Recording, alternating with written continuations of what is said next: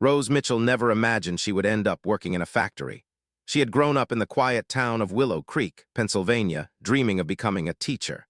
But it was December 1941, and everything had changed. The Japanese had attacked Pearl Harbor, and suddenly the whole world was at war. Rose was 23 years old. With dark hair she kept pinned back and strong hands from years of helping her father in his carpentry shop. When the men of Willow Creek started shipping off to fight overseas, the factories began calling for women to take their places. The big munitions plant just outside town needed workers desperately. They were making artillery shells for the war effort, and production had to increase. On her first day at the Henderson Munitions Factory, Rose walked through the massive steel gates feeling small and uncertain.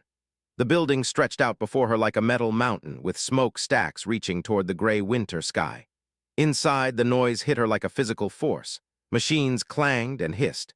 Metal scraped against metal. Men shouted orders over the din. The foreman, a thick-necked man named Dutch Keller, looked Rose up and down with obvious disapproval. He had a face like worn leather and eyes that seemed to look right through her. "You're the new girl?" he asked, his voice heavy with doubt. "Yes, sir, Rose Mitchell. I'm here to work the assembly line." Dutch snorted. "Assembly line? You ever worked with your hands before, sweetheart? This isn't knitting socks for soldiers. This is real work, men's work." Rose felt her cheeks burn, but she kept her voice steady. "My father was a carpenter. I've been working with my hands since I was 10 years old." "Carpentry," Dutch repeated, shaking his head. "That's cute. Look around you, girl. We're making weapons here, shells that weigh 40 pounds each. We're running 3 shifts, 7 days a week. The boys overseas are counting on us. They need real workers, not society ladies playing dress-up." Around them, other workers had stopped to watch. Most were men too old for military service or with medical conditions that kept them stateside. There were a handful of other women scattered through the factory, but they kept their heads down, focused on their work. "I'm not playing," Rose said quietly. "My brother Tommy is fighting in the Pacific. My cousin died at Pearl Harbor. I came here to help win this war." Dutch's expression didn't soften. "We'll see how long you last. Report to Station 7. You'll be working under Carl Weber. Try not to slow down the line too much." Rose found her way to Station 7, where shells moved along a conveyor belt. Her job was to inspect each one for defects, check the threading, and mark it for the next stage of production. Carl Weber was a gray-haired man with kind eyes who showed her what to do without making her feel stupid. "Don't mind Dutch," Carl said quietly. "He's been here since before the war, thinks women should stay home where it's safe. But between you and me, some of the best workers we've got now are ladies. They pay attention to details. That matters when you're making weapons." Rose threw herself into the work. Her hands moved quickly, checking each shell carefully. The metal was cold and heavy, and by the end of her first shift, her arms ached like they were on fire. Her back screamed. Her feet throbbed in her work boots. But she came back the next day, and the day after that. The other women workers began to nod at her in passing. There was Betty, a grandmother who worked twice as fast as men half her age. There was young Alice, whose husband had been killed at Guadalcanal. There was Margaret, a former schoolteacher like Rose had wanted to be. Dutch continued to watch Rose with suspicion. He would appear behind her without warning, checking her work, looking for mistakes. When he found even the smallest error, he made sure everyone heard about it. "Mitchell, this shell has a scratch on the threading. You trying to get our boys killed. You think this is good enough?" Rose would take the shell back, fix the problem, and keep working. She refused to cry. She refused to quit. 3 weeks into her time at the factory, Rose overheard Dutch talking to another foreman during lunch break. She was sitting alone behind a stack of supply crates, eating the sandwich she had packed that morning. "I'm telling you, Frank, these women are going to cause problems," Dutch was saying. "They're slow. They're weak. They're going to make mistakes that cost lives. Mark my words, we'd be better off running short-staffed than relying on skirts to do a man's job." "The numbers don't lie, Dutch," Frank replied. "Production is up 30% since we started hearing women. The government wants every factory running at full capacity. We need these workers." "Numbers," Dutch spat. "Numbers don't mean anything if the shells don't work right. Give it time, you'll see I'm right." Rose sat there, her sandwich forgotten, feeling anger burn in her chest. She thought about Tommy, somewhere in the Pacific, facing enemy fire. She thought about all the men like him, counting on the weapons being made here at home. Dutch was wrong. She would prove him wrong. That afternoon, Rose worked harder than ever. Her hands moved with precision, checking every detail, rejecting anything that wasn't perfect. She ignored the pain in her shoulders and the exhaustion creeping through her body. As the weeks passed, winter settled over Willow Creek. Snow piled up outside the factory. Inside, the work continued without pause. Rose learned the rhythm of the production line, the sound of the machines, the smell of hot metal and machine oil. She learned which workers would help if you got behind and which ones would look the other way. She learned that the war effort ran on determination and sweat and the refusal to give up. But she also learned that proving herself would take more than hard work. Dutch Keller wasn't interested in seeing her succeed. He had made up his mind about women in the factory, and nothing Rose did seem to change it. What Rose didn't know was that soon, everything would change. A crisis was coming that would test every worker in the factory. And when it arrived, Rose Mitchell would face a choice that would define not just her own future, but the futures of all the women fighting to help win the war. The arsenal of democracy was built on the backs of ordinary people doing extraordinary things. Rose was about to discover just how extraordinary she could be. By February 1942, Rose had found her rhythm at the Henderson Munitions factory. She arrived each morning before dawn, her breath clouding in the cold air as she walked from the bus stop to the factory gates. The work was still hard, but her body had adapted. Her hands no longer blistered. Her back no longer screamed after every shift. She had also made friends. Betty, the grandmother, shared her lunch with Rose when money got tight at the end of the month. Alice taught her shortcuts that made the work go faster without sacrificing quality. Margaret talked about the books she missed teaching, and sometimes they would discuss literature during their short breaks, reminding each other that there was still beauty in the world despite the war. But Dutch Keller's attitude had not changed. If anything, he had become worse. He seemed to take personal offense at Rose's competence. The better she performed, the more he looked for reasons to criticize her. "Mitchell, you're falling behind," he would bark, even when her station was running ahead of schedule. "Mitchell, that shell isn't properly aligned," he would say, though Carl Weber would quietly check it later and find nothing wrong. The other workers noticed. Some of the older men began to speak up in Rose's defense, which only made Dutch angrier. He was losing control, and he knew it. The factory was producing more shells than ever before, and the women workers were a big reason why. But Dutch couldn't admit he had been wrong. One Tuesday morning in late February, Rose arrived at work to find the factory buzzing with tension. Something had happened overnight. She found Betty near their lockers, her face tight with worry. "What's going on?" Rose asked. Betty lowered her voice. "There was an accident on the night shift. 3 shells failed quality testing at the Army depot. They're saying the threading was wrong, could have exploded in the breach and killed our boys." Rose felt ice in her stomach. How did that happen? "Nobody knows yet, but Dutch is on a rampage. He's convinced it was one of us women who made the mistake. He's already pulled Sarah from line 3 off the floor. I heard he's demanding management fire all of us and bring back retired workers instead." Rose's hands clenched into fists. "That's not fair. Anyone could have made that mistake, and 3 shells out of thousands, that's actually a good record." "Fair doesn't matter right now," Betty said sadly. "What matters is that Dutch finally has ammunition to use against us." The morning shift began under a cloud of fear. The women worked with extra care, triple-checking everything, but the anxiety made them slower. Dutch prowled the factory floor like a hungry wolf, watching, waiting for someone to make a mistake. At 10 o'clock, the factory whistle blew for an emergency meeting. All workers were called to the main floor. Management stood on a raised platform, with Dutch beside them looking grimly satisfied. Mr. Henderson himself, the owner of the factory, spoke first. He was an elderly man with white hair and a voice that still carried authority. "As you all know, we had a serious quality failure last night. 3 artillery shells were rejected by the Army. This is unacceptable. Every shell we produce must be perfect. Lives depend on it." Murmurs ran through the crowd of workers. Mr. Henderson continued, "We're conducting a full investigation to determine what went wrong. In the meantime, I want to address concerns that have been raised about our workforce composition." Dutch stepped forward. "Sir, if I may, I've been warning about this for months. These women workers, they mean well, but they don't have the experience or the strength for this kind of precision work. 3 failures might not sound like much, but what about the shells we haven't tested yet? What about the ones already shipped overseas? We could be sending defective ammunition to our troops right now. Rose felt anger surge through her. She looked around at the other women, saw the fear and hurt in their faces. Betty was blinking back tears. Alice looked like she might be sick. Even Margaret, always so composed, seemed shaken.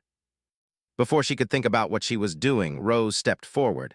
"That's not true, and you know it." The factory went silent. Everyone turned to look at her. Mr. Henderson raised his eyebrows. Dutch's face turned red. "Excuse me," Dutch said, his voice dangerous and low. Rose's heart pounded, but she kept going. "You said women don't have the experience or strength for this work, but we've been here for 3 months now. Production is up. Defect rates are actually down overall. One bad batch doesn't erase all of that." "One bad batch could kill American soldiers," Dutch shot back. "Are you willing to take that responsibility?" "Are you willing to take responsibility for lying?" Rose countered. "You've been trying to get rid of us since day one, not because we're bad workers, but because you don't think women belong here. You're using this accident as an excuse." Dutch took a step toward her, his fists clenched. Carl Weber moved quickly to stand beside Rose, and several other men did the same. The tension in the room was thick enough to cut. Mr. Henderson raised his hand. "That's enough. Everyone calm down." He looked at Rose with a thoughtful expression. "Young lady, what's your name?" "Rose Mitchell, sir." "Miss Mitchell, you make a serious accusation. Do you have any evidence that yesterday's failures were not caused by inexperienced workers?" Rose took a deep breath. "No, sir, not yet, but I'm asking for the chance to prove it. Give me access to the production records. Let me trace those 3 shells back to their source. If it was one of us women who made the mistake, I'll accept whatever consequences you decide. But if it wasn't, then Mr. Keller owes us an apology." Dutch laughed harshly. "This is ridiculous. She's a factory worker, not an investigator." But Mr. Henderson was nodding slowly. "Actually, I think it's a fair request. Miss Mitchell, you have until the end of the week. I'll give you access to our records. Dutch, you'll cooperate fully. If Miss Mitchell can prove these failures weren't caused by worker inexperience, we continue as we are. If she can't—" He paused, his expression grave. "Then we'll have to seriously reconsider our hearing policies." Rose felt the weight of every woman in the factory settle on her shoulders. She had just bet all of their jobs on her ability to solve a problem she barely understood. But she couldn't back down now. "Thank you, sir. I won't let you down." The meeting ended and workers slowly returned to their stations. Betty grabbed Rose's arm. "What did you just do? Rose, you can't prove something like that. None of us can." "I have to try," Rose said. "For all of us. For Tommy and every other soldier counting on these weapons." Dutch approached her, his eyes cold. "You just made the biggest mistake of your life, Mitchell. By Friday, you and every other woman here will be gone, and it'll be your fault." Rose met his gaze without flinching. "We'll see about that." That afternoon, instead of working her station, Rose was given access to the factory's record room. It was a small office filled with filing cabinets and ledgers, documenting every shell produced, every worker who touched it, every inspection it passed through. The information was overwhelming. Carl Weber found her there an hour later, staring at stacks of paper. "Rose, I heard what happened. This is a lot to take on." "I know," Rose said, "but I can't let Dutch win. It's not right." Carl sat down beside her.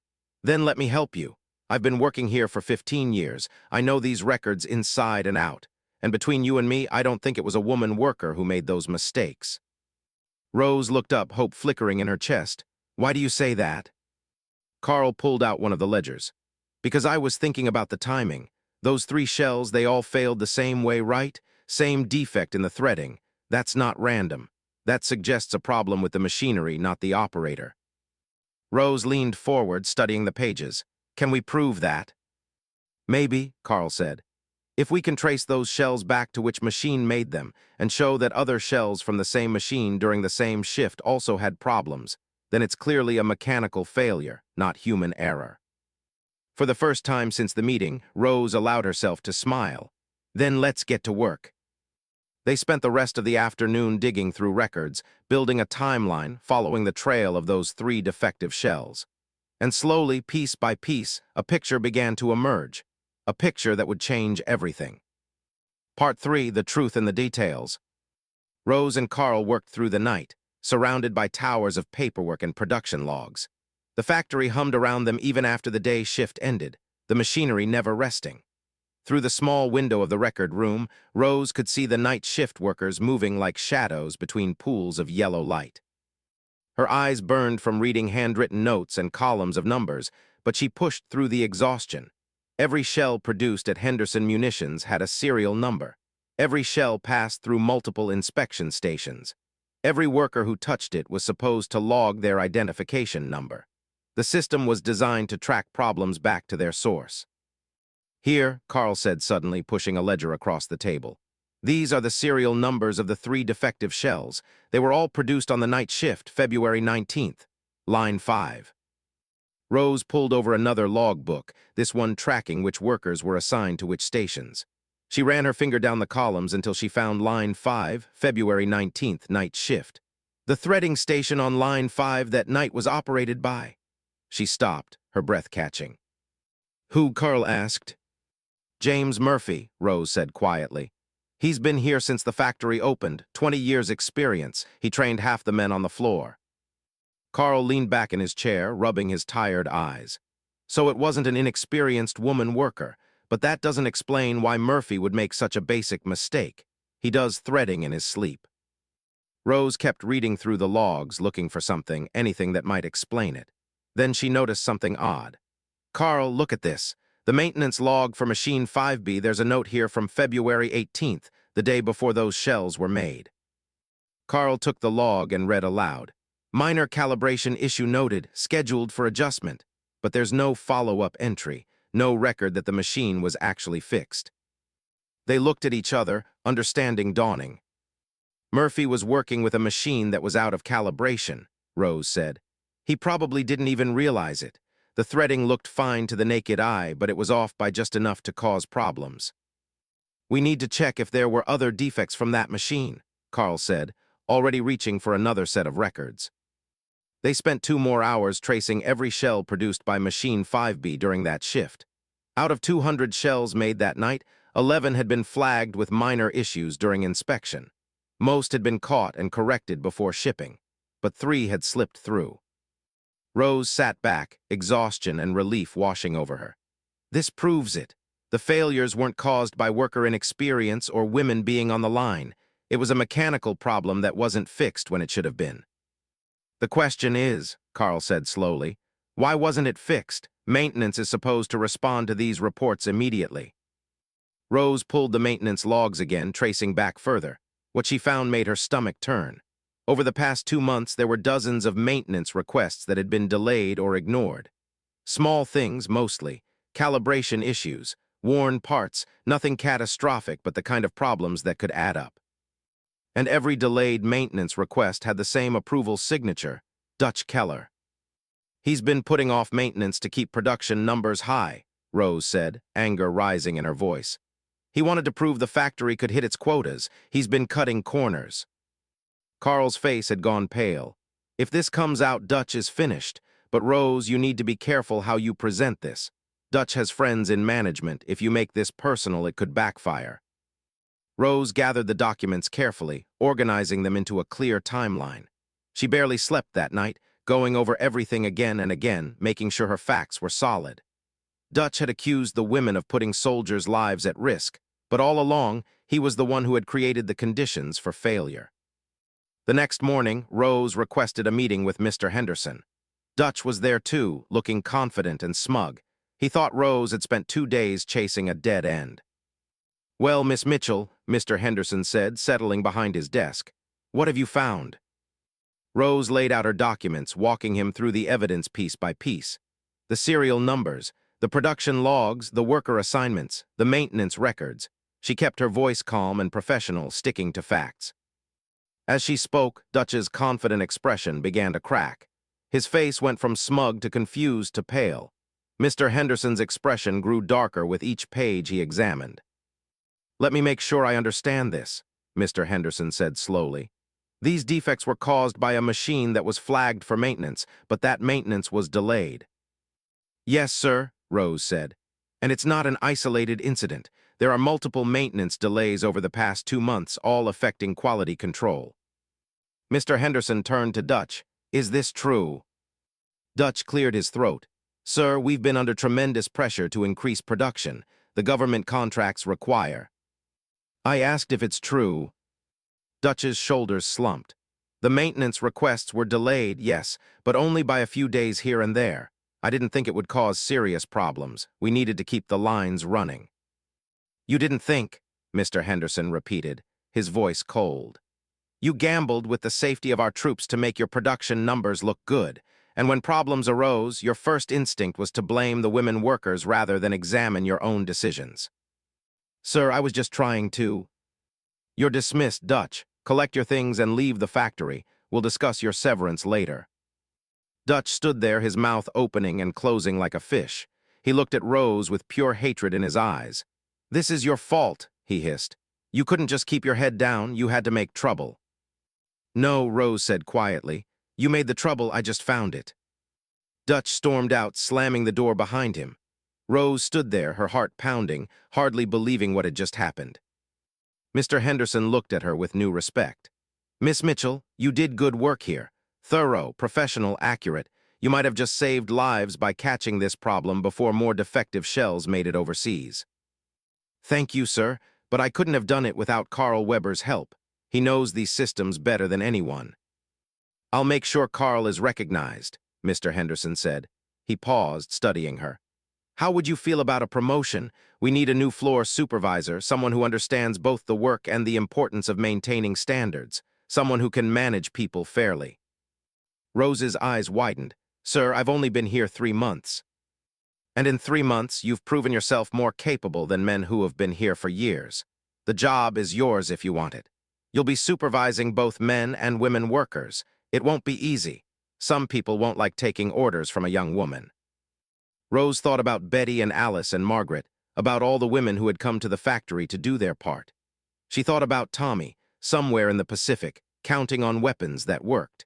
She thought about Dutch's cruel words and dismissive attitude, and how many other women must have faced the same treatment in factories across the country. I'll take the job, she said firmly. Thank you, sir. As Rose walked back onto the factory floor that afternoon, word had already spread. Dutch was gone. Rose was the new supervisor. The reactions were mixed. Some workers cheered, others grumbled, but everyone understood that something important had shifted. Betty hugged her tightly. You did it, you actually did it. We all did it, Rose said. Every woman here who kept working and kept proving herself, even when Dutch was trying to push us out. This isn't just my victory, it's ours. But Rose also knew this was just the beginning. Being a supervisor would bring new challenges. Some men would resent her authority. She would have to make hard decisions. She would have to prove herself all over again every single day. And beyond the factory walls, the war continued to rage. The arsenal of democracy needed to produce more weapons, more equipment, more supplies. Every day, the pressure would increase. Every day, mistakes could cost lives. Rose Mitchell had won one battle, but the real war was just beginning. The first week of Rose's promotion was the hardest of her life. As the new floor supervisor, she arrived even earlier than before, staying late into the evening to learn the administrative side of the job. She had to understand production quotas, material requisitions, shift scheduling, and quality control protocols. Carl Weber helped her navigate the paperwork, but the responsibility ultimately fell on her shoulders. The workers' reactions divided along predictable lines. The women were thrilled to have one of their own in a position of authority. Betty made sure everyone knew that Rose had saved their jobs, but many of the older male workers saw her promotion as an insult. They had years of experience, and here was a young woman who had been at the factory less than 4 months telling them what to do. On her first day as supervisor, Rose walked the floor with her clipboard, checking production numbers and quality reports. When she approached Station 3, run by a 60-year-old man named Frank Hoskins, he didn't even look up. Morning, Frank, Rose said. I need to see your inspection logs from yesterday. Frank kept working, his hands moving shells along the line. Don't have time for paperwork. I'm busy doing actual work. Rose felt the eyes of other workers on her, watching to see how she would handle this challenge. She kept her voice calm but firm. The logs are required, Frank. They're how we track quality and catch problems before they become serious. Dutch might have let things slide, but I won't." Dutch knew what he was doing, Frank muttered. He understood this was a man's factory. Rose counted to 5 in her head, controlling her temper. "Dutch was fired for cutting corners that put our soldiers at risk. I'm not asking you to like me, Frank. I'm asking you to do your job properly. Logs, now." Frank finally looked at her, his eyes hard. But he reached under his station and pulled out a wrinkled notebook. Rose took it, reviewed the entries, and noted several were incomplete. "This isn't acceptable. Every inspection needs a time stamp and your signature. I'll be back at the end of shift to check your work again." As she walked away, she heard Frank mutter something under his breath, and another worker laughed. Rose's hands tightened on her clipboard, but she kept walking. This was going to be a long battle. Carl found her in the supervisor's office during lunch break. Rose was staring at production reports, trying to figure out how to increase output without compromising safety. "You're handling Frank well," Carl said, sitting down across from her. "Firm but fair, that's the right approach." "He hates me," Rose said. "He hates change," Carl corrected. "Give him time. Results matter more than personality. If you keep the line running smoothly and maintain quality, he'll come around, or he won't, and then you'll have to make harder decisions." Over the next few weeks, Rose developed her own management style. She walked the floor constantly, learning every station, understanding every worker's strengths and weaknesses. She didn't ask anyone to do something she couldn't do herself. When someone fell behind, she jumped in to help rather than just yelling at them to work faster. She also reinstated the maintenance schedule that Dutch had ignored. Every machine was inspected regularly. Small problems were fixed immediately before they became big ones. It meant occasionally slowing down production for a few hours, but the overall quality improved dramatically. The women workers flourished under Rose's leadership. She understood their challenges because she had lived them. When Alice's childcare fell through one morning, Rose adjusted the schedule so Alice could come in late. When Betty's arthritis flared up in the cold, Rose moved her to a station that required less repetitive motion. These small acts of consideration built fierce loyalty. But resistance from some male workers continued. One afternoon in March, Rose caught 2 men deliberately working slowly, creating a bottleneck on the line. When she confronted them, one sneered, "Maybe if Dutch was still here, we'd work faster. We don't take orders from girls." Rose's voice cut through the factory noise like a blade. "You don't take orders from girls. You take orders from your supervisor. And right now, your supervisor is telling you that if you can't maintain pace, I'll find workers who can. We've got a list of people waiting for jobs here. Women who want to work. Women who understand what's at stake." The 2 men exchanged glances, then slowly picked up their pace. Rose made a note in her log. If they caused more problems, they would be gone. That evening, Mr. Henderson called Rose into his office. She went nervously, wondering if someone had complained about her management style. Instead, she found him reviewing production reports with a satisfied expression. "I wanted you to see these numbers," he said, turning the papers so she could read them. "Production is up 14% since you took over as supervisor. More importantly, our defect rate is down to almost nothing. The Army inspectors who visited yesterday gave us the highest marks they've given any munitions factory in Pennsylvania." Rose felt relief wash over her. "That's good news, sir." "It's excellent news. The government is so impressed, they're expanding our contract. We need to increase production by another 30% over the next 2 months, which means we need to hire more workers, and I want you to handle the recruiting." Rose understood what he was really saying. "You want me to hire more women? I want you to hire the best workers you can find, regardless of gender. But yes, I suspect many of them will be women. The men are all getting drafted or volunteering. Women are the workforce we have available. Dutch was wrong about everything, but he was especially wrong about women in factories. You've proven that beyond any doubt." Rose left his office with a new mission. Over the next week, she interviewed dozens of applicants. She hired housewives who needed income while their husbands were overseas. She hired young women just out of high school. She even hired a female engineer who had been rejected by every factory in the state because of her gender. The factory floor transformed. By April, women made up almost half the workforce. Rose trained them herself, teaching them the same standards she had learned from Carl. She was tough but supportive, demanding excellence while understanding that everyone made mistakes sometimes. The results spoke for themselves. Henderson Munitions became one of the most productive factories in the region. Other factory owners started visiting to see how Mr. Henderson had achieved such success. Some were openly skeptical when they learned a young woman was the floor supervisor, but the numbers didn't lie. Frank Hoskins finally came around in late April. Rose was helping a new worker with a stuck machine when she felt someone tap her shoulder. She turned to find Frank, his weathered face serious. "I was wrong about you," he said simply. "You're a good supervisor, fair, honest, you know your stuff. I shouldn't have given you such a hard time." Rose was so surprised she almost didn't know what to say. "Thank you, Frank. That means a lot." "Dutch poisoned our minds," Frank continued. "Made us think women couldn't do this work, but I've been watching. Betty's faster and more accurate than I am. Alice never complains, even when the work is brutal. And you're the best supervisor this factory has ever had. I'm sorry I didn't see it sooner." Word of Frank's apology spread quickly. If Frank Hoskins, the grumpiest old-timer in the factory, could admit he was wrong, others could too. The atmosphere on the floor shifted.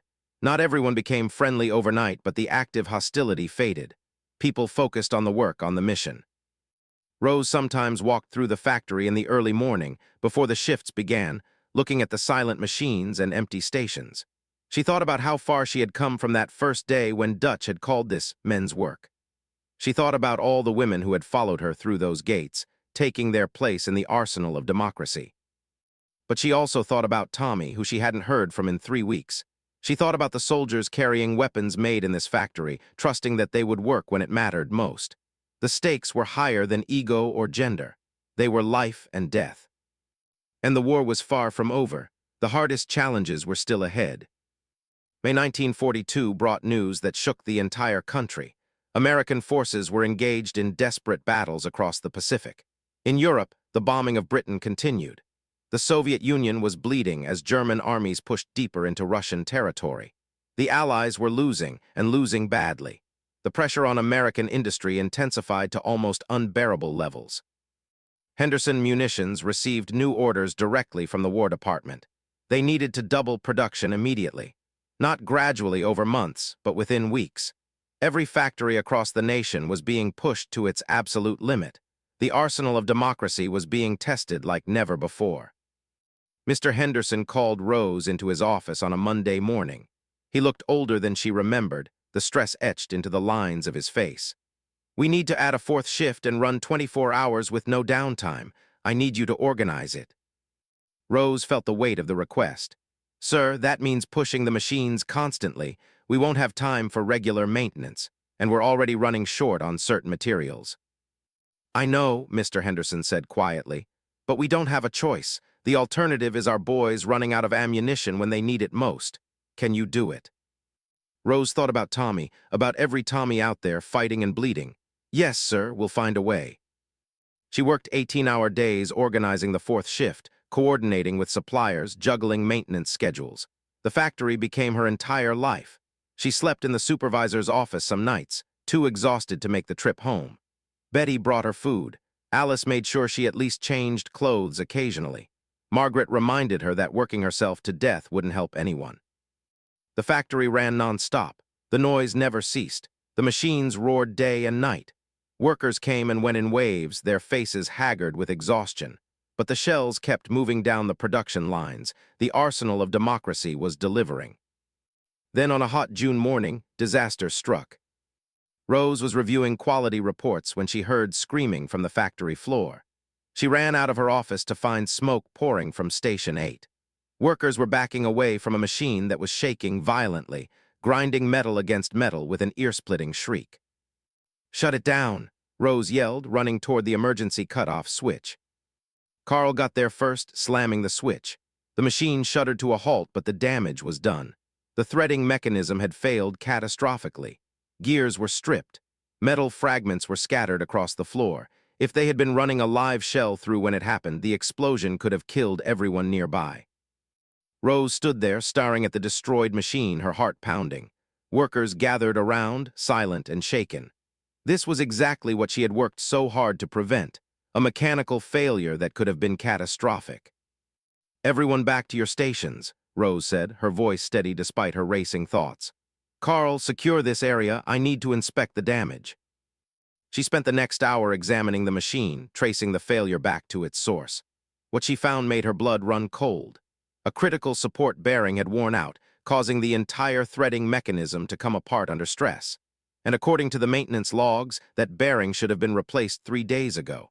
But the replacement had been delayed because they couldn't afford any downtime. Rose had made the same mistake Dutch had. She had pushed too hard, sacrificed safety for production numbers. The realization was crushing. Mr. Henderson arrived within the hour. Rose met him in her office, the maintenance logs spread across her desk like evidence at a trial. "I made a mistake, sir. I delayed critical maintenance to keep production up. That machine failure is my responsibility." Mr. Henderson studied the documents, then looked at her with surprising gentleness. "Rose, you're being too hard on yourself. This bearing was supposed to last 2 more weeks according to the manufacturer's specs. It failed early. That's not your fault." "But I knew we were pushing the machines hard," Rose insisted. "I should have been more conservative with the maintenance schedule." "If you had been more conservative, we would have fallen short of our production quotas, and soldiers would have gone into combat without adequate ammunition. This is war, Rose. Sometimes there are no good choices, only hard ones." But Rose couldn't let it go. That night, unable to sleep, she went back to the factory floor. She walked among the silent machines in the darkness, thinking about the impossible balance between safety and necessity. How did you push hard enough to win a war without breaking the very tools you needed? She found Frank Hoskins sitting near his station, eating a late dinner from a metal lunch pail. He looked up in surprise. "Miss Mitchell, what are you doing here at midnight?" Rose sat down on a crate near him, suddenly very tired, trying to figure out how to do the impossible. Frank was quiet for a moment. Then he said, "My son is in North Africa. He's a tank commander. Every day I come here and make these shells, I think about him. I think about whether the ammunition he's using was made right, whether someone like me in some factory somewhere cut corners that might get him killed." Rose looked at the old man, seeing the fear in his eyes. "I'm sorry, Frank, I didn't know." "Nobody knows, I don't talk about it much, but here's what I've learned. You're doing the best you can with what you've got. That machine failure today, it was just bad luck. If you had seen it coming, you would have stopped it. You've proven that 100 times over. You're a good supervisor, Rose, better than Dutch ever was, better than most of the men I've worked for in 40 years. "But what if I make another mistake?" Rose asked quietly. "What if next time people get hurt?" "Then you learn from it and do better," Frank said simply. "That's all any of us can do, but I'll tell you something else. Every worker in this factory, man or woman, they trust you. They know you care about their safety. They know you're not cutting corners to make yourself look good. That matters more than you realize." The next morning, Rose called a meeting of all shift supervisors and senior workers. She stood before them, no longer the young woman who had arrived uncertain and afraid, but a leader who had earned her place through hard work and integrity. "Yesterday's machine failure was a wake-up call," she said. "We've been pushing too hard. I've been pushing too hard. From now on, we're going to implement a new maintenance protocol. Every machine gets inspected daily, not weekly. Any machine showing signs of stress gets pulled for immediate repair, even if it means slowing production." One of the night shift supervisors raised his hand. "But Miss Mitchell, the War Department quotas." "The War Department needs weapons that work," Rose interrupted. "Not junk that will explode and kill our own soldiers. I'd rather deliver 95% of quota with perfect quality than 100% with failures. And if anyone in Washington has a problem with that, they can come talk to me directly." Mr. Henderson, standing at the back of the room, smiled slightly but said nothing. Rose continued, "We're also implementing a new rotation system. No one works more than 6 days without a day off. No one works double shifts more than twice in a row. Exhausted workers make mistakes. I know we're all tired. I know we want to do everything we can to help our boys overseas, but we help them best by being smart, not just by working ourselves to death." The changes were implemented immediately. Production dropped slightly, but quality improved even further. The Army inspectors praised Henderson Munitions as one of the most reliable suppliers in the country. Then in August, Rose received a telegram. Her hands shook as she opened it, terrified of what it might say. She had seen other women receive these telegrams, had watched their faces crumble as they learned their husbands or sons or brothers weren't coming home. But this telegram was different. Tommy was alive. He had been wounded in a battle in the Pacific but was recovering, and he had written a message specifically for her. "The shells work perfectly. Thanks for building them right. Love, Tommy." Rose sat down at her desk and cried. All the exhaustion, all the pressure, all the fear she had been holding inside for months came pouring out. Betty found her there and simply held her while she wept. By the end of 1942, Henderson Munitions had produced over 1 million shells. Each one had been inspected by workers who understood what was at stake. Each one had been made by hands that refused to compromise quality for speed. The factory had become a model for other facilities across the country. Rose Mitchell had proven something that needed proving, that women could do any job men could do. That leadership wasn't about gender but about character. That the arsenal of democracy was built not just on machines and metal, but on the courage and determination of ordinary people doing extraordinary things. The war would continue for 3 more years. Rose would face other challenges, other crises. But she would face them knowing that she had helped change not just one factory, but the entire perception of what women could accomplish. On a cold December morning, almost exactly a year after Pearl Harbor, Rose stood at the factory gates watching workers arrive for the day shift. Betty waved. Frank nodded respectfully. Margaret smiled. And dozens of other women who had found purpose and dignity and pride in their work, walked through those gates with their heads held high. The arsenal of democracy crushed the Axis powers not through any single weapon or battle, but through the collective effort of millions of people like Rose Mitchell. People who had been doubted, dismissed, and underestimated. People who proved that America's greatest strength wasn't its machines, but its people. Rose had been insulted and mocked when she started. They had told her this was men's work. They had said she would fail, but she had persisted. She had sacrificed. She had fought not with weapons, but with competence and integrity and unshakable determination. And in the end, she had earned something far more valuable than revenge. She had earned respect. She had earned her place in history, and she had helped win a war.